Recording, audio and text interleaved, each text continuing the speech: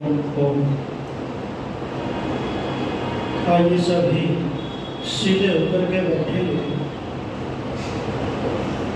कमर गर्दन सीधी करके बैठे और अपने इस मन को एकाग्र करते हुए परम पिता परमात्मा के सुमिरन में लगाने का प्रयास करेंगे सभी और अपनी वाणी को पवित्र करते हुए बाहर के कारोबार से, व्यापार से, इधर उधर से अपने मन को हटा लें और इस ज्ञान रूपी गंगा में अपने मन को, अपनी आत्मा को डुबोने का प्रयास करेंगे। आओ एक बार सभी ओम का उच्चारण करेंगे, सभी सीधे होकर के बैठ जाएंगे।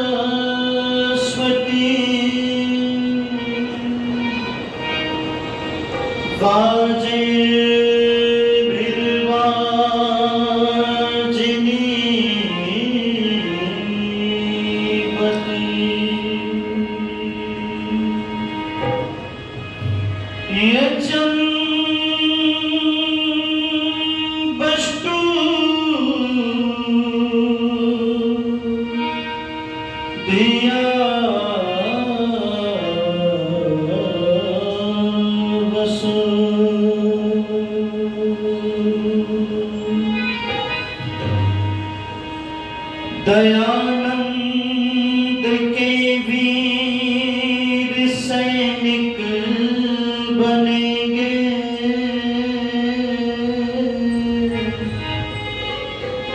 दयानंद का काम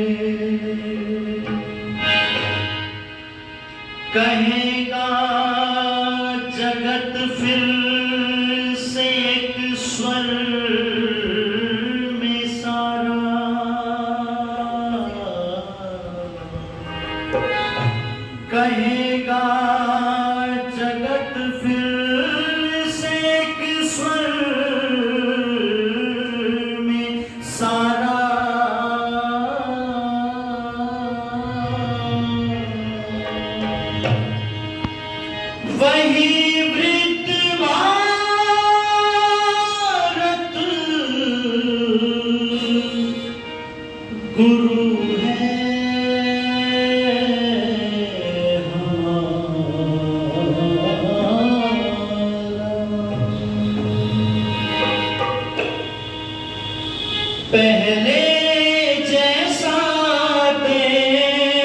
सो मेरा ऐसा ऋषि ने सोचा था।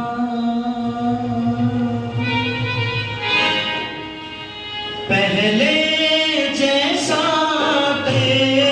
सो मेरा ऐसा ऋषि ने सोचा था।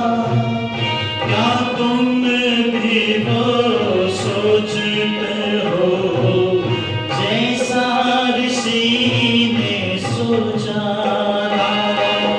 पहले जैसा सो मेरा ऐसा ऋषि ने सोचा था।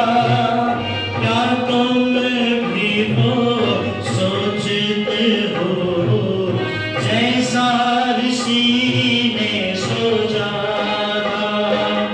पहले जैसा सो मेरा ऐसा ऋषि ने सोचा था।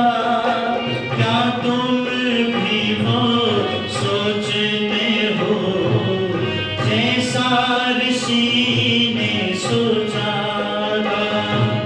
क्या तुम भी वो सोचते हो जैसा ऋषि ने सोचा था। वो घर में राम से बेटे, वो घर में कृष्ण से योगी, वो घर में राम से बेटे, वो घर में कृष्ण से योगी। अर्जुन के जैसे वीर सभी, वो भीम के जैसे निरोगी, भीम के जैसे निरोगी। कपिल कणाद के जैसे ऋषि हो ऐसा ऋषि ने सोचा था। क्या तुम भी वो सोचते हो जैसा ऋषि ने सोचा था। पहले जैसा सो मेरा ऐसा ऋषि ने सोचा था। क्या तुम भी वो सोचते हो जैसा ऋषि ने सोचा था। क्या तुम भी वो सोचते हो जैसा ऋषि ने सोचा था। वो घर में बालक अभिमन्यु, हो वीर सभी नव कुश जैसे, हो बालक अभिमन्यु जैसे, हो वीर सभी नव कुश जैसे। सूर्या पर मार्सी बालाए, हो नारी सावित्री जैसे, हो नारी सावित्री जैसी। सूर्या पर मार्सी सीता मर्दाल सासी हो माता ऐसा ऋषि ने सोचा था। क्या तुम भी वो सोचते हो जैसा ऋषि ने सोचा था। पहले जैसा सो मेरा ऐसा ऋषि ने सोचा था।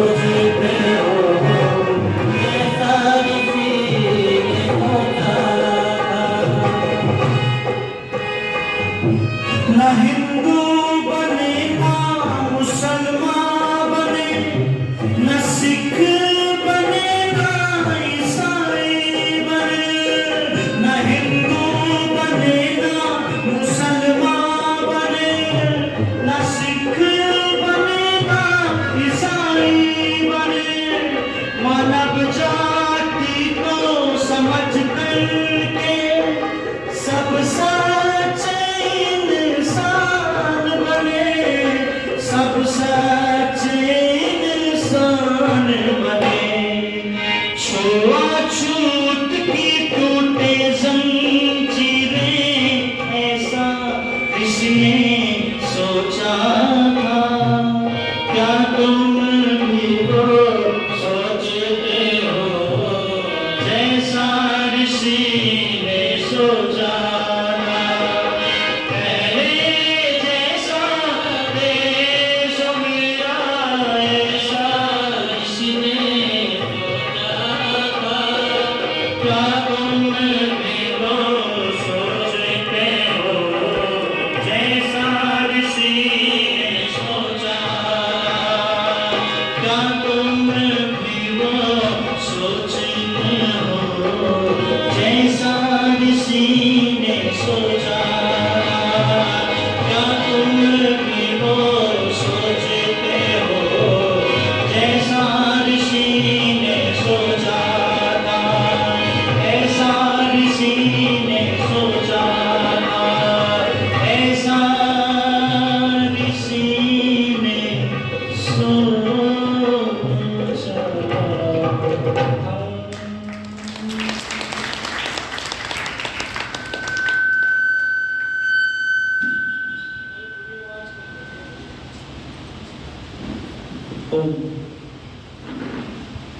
आर्य समाज के इस पावन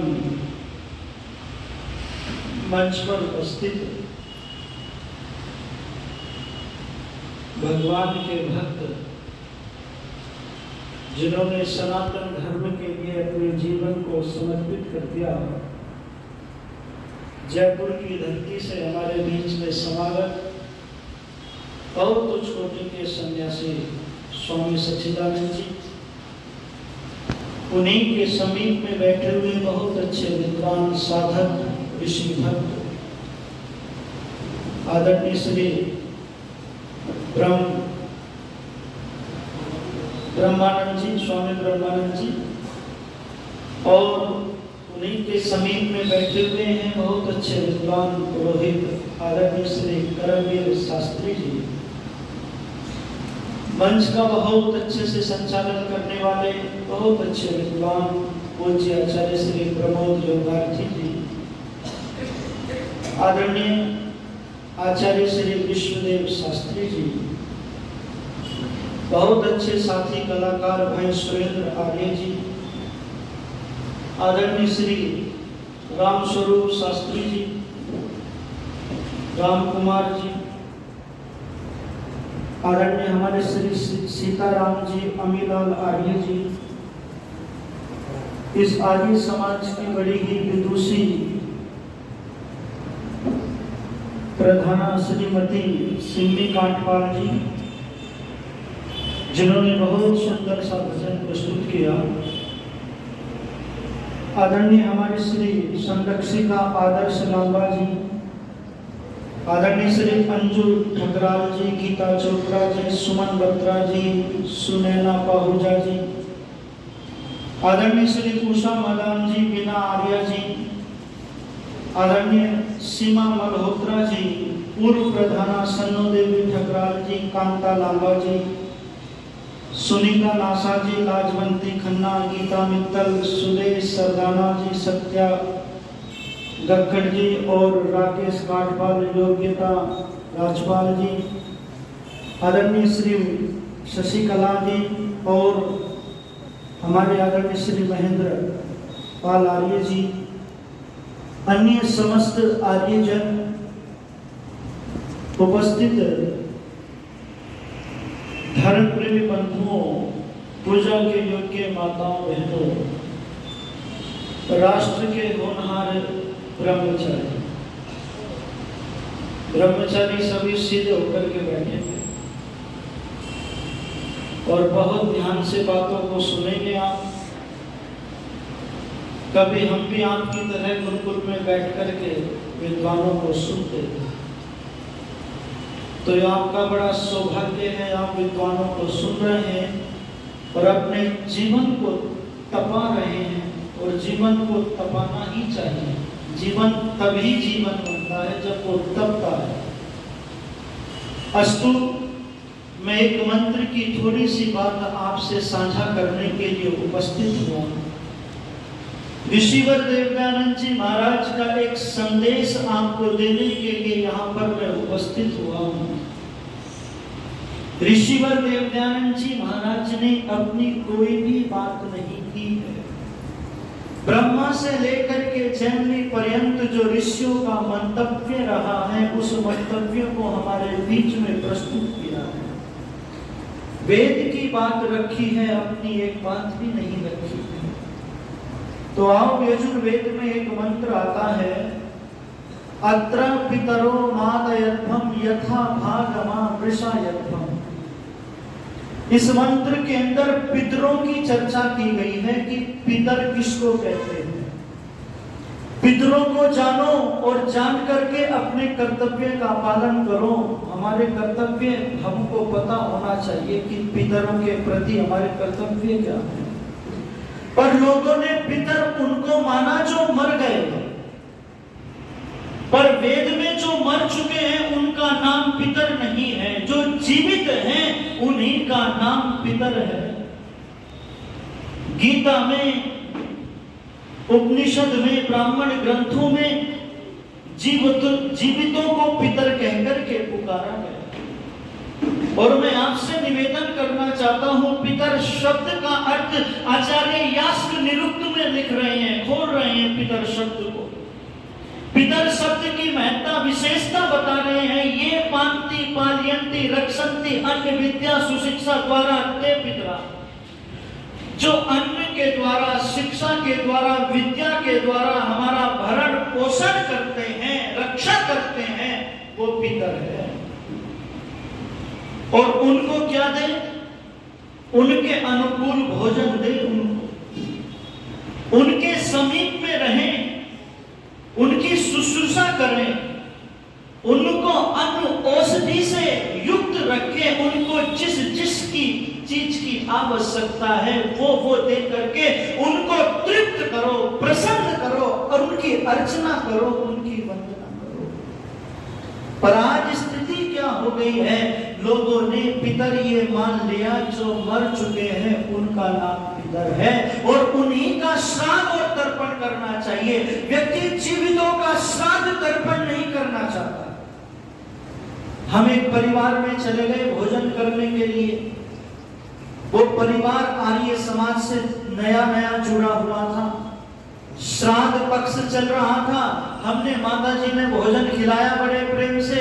हमने माता जी जब भोजन करके चले तो हमने माता जी से कह दिया, माता जी आपने तो हमारा श्राद्ध और तर्पण कर दिया। माता जी घबरा गई, बोले ठीक ठीक शुभ बोलो, श्राद्ध तर्पण तो मृतकों का होता है, आप तो जीवित हैं। मैंने कहा माता जी यदि आपने वेद को उठा के पढ़ा होता, यदि आपने गीता को, महाभारत को उठा करके पढ़ा होता तो उसमें जीवितों को पितर कहा गया है, उन्हीं का श्राद्ध और तर्पण होता है। जीवित लोग ही खाते हैं, मरे लोग कभी भी खाते नहीं हैं। ऋषिवर देवदानंद जी महाराज संस्कार में, विधि में लिख रहे हैं कि तह कर्म और अस्थि चयन के बाद में मृतक के लिए कुछ भी शेष नहीं रहता है। कवि रत्न प्रकाश जी ने पंक्तियां लिखी थी, मरता है कोई व्याकुल तो घर के आंसू ढरकाते हैं, 13वें में प्रियजन पांडे लड्डू खाकर हर्षाते हैं और कहते हैं हम सारा भोजन पितरों तक पहुंचाते हैं। है करतूत अविद्या की ये, कहीं मरे भी कुछ खाते हैं।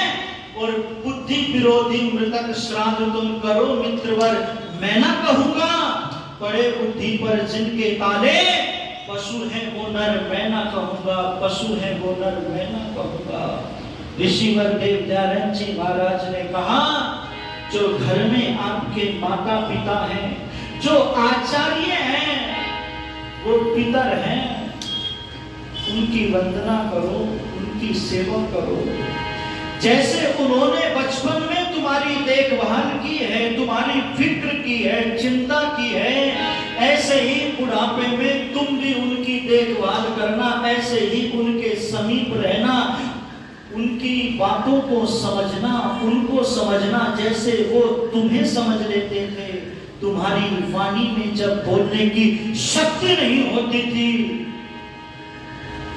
मां समझ जाती थी कि बेटे को आज कुछ पीड़ा है, आज बेटे को किसी चीज की आज कोई कमी है, आज बेटा भूखा है। आज मां जैसे चेहरे को पढ़ लेती थी, ऐसे ही हम भी बुढ़ापे में इनके चेहरे को पढ़ लिया करें। समझना है आज हमको कि हम अपने कर्तव्यों का पालन कर रहे हैं कि नहीं कर रहे हैं, क्योंकि आज समाज का जो ताना बाना है दिन प्रतिदिन ढीला पड़ता जा रहा है, कमजोर पड़ता जा रहा है। आज हमारे देश के अंदर वृद्धाश्रम खुलते जा रहे हैं। आज नौजवान पीढ़ी अपने माता पिता को छोड़ करके विदेश जा रही है, विदेश और विदेशों में जाकर के उन्हीं रंग में रंग गए, उन्हीं रंग में रंग गए। पीछे मुड़ करके नहीं देखा कि माता पिता की क्या स्थिति है। अपने कर्तव्यों का पालन जो व्यक्ति करना छोड़ देता है वो कृतघ्न होता है, कृतघ्न होता है। निवेदन करने लगा हूं, मातृदेवो भव का संदेश उपनिषद में दिया गया था। जिस मां ने हमारा निर्माण किया, कल्याण किया, हमारे निर्माण के लिए अपने आप को जिसने तपा दिया, बलिदान दे दिया, उस मां की सेवा ना कर सके, उस मां को अकेला छोड़ करके हम वृद्धाश्रम में छोड़ करके अपने अकेलेपन को जी करके हम सोचते हैं हमने बहुत बड़ा तीर मार दिया है। कभी विचार करना कि मां ने कितना संघर्ष संतान के लिए करती है, और वही संतान जब बुढ़ापे में किनारा कर जाती है ना, तो उस समय पर जो दुख होता है वो बहुत बड़ा दुख होता है। किसी ने बहुत सुंदर पंक्तियां लिखी थी कि मां कितनी तप करती है, कितनी साधना करती है, लेती नहीं दवाई मां और जोड़े पाई पाई मां, दुखते पर्वत राई मां, हारी नहीं लड़ाई मां, बेटी रहे ससुराल में खुश, सब जेवर दे आई मां, सभी साड़ियां छींच गई थी मगर नहीं कह पाई मां, घर में चूल्हे मटवा तोड़े देती रही दुआई मां, और सभी पराये हो जाते हैं, होती नहीं पराई मां, होती नहीं। बहुत सुंदर मुझे पंक्तियां याद आती हैं, लिखी थी पंक्तियां मनु महाराज के उस श्लोक को लेकर के, यम माता पितरो कलेशम सहते संभवेंद्र